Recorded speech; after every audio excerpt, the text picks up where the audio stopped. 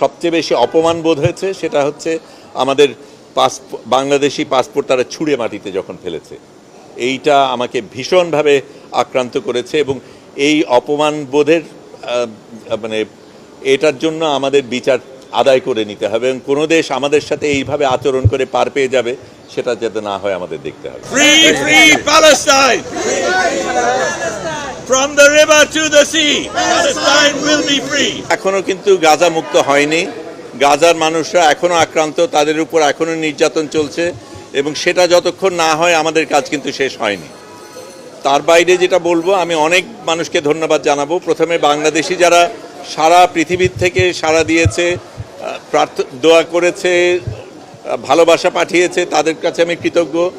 আমি তুরস্ক এয়ারলাইন্স আমাদের আসার ব্যবস্থা করে দিয়েছে, তাদের কাছে ধন্যবাদ জানাই। আমাদের দেশের সরকার যেভাবে সাড়া দিয়েছেন, আমাকে ওইখানে ইস্তানবুলে আমাকে গ্রহণ করেছেন, একদম আমার সাথে কোনো যোগাযোগ করার কিছু ছিল না, সেগুলির ব্যবস্থা করে দিয়েছেন, সেগুলির জন্য ধন্যবাদ। কিন্তু আবারও আমি বলবো যে আমাদের আসল সংগ্রাম বাকি আছে। যতক্ষণ ফিলিস্তিন মুক্ত না হবে ততক্ষণ আমাদের সংগ্রাম চলতে হবে।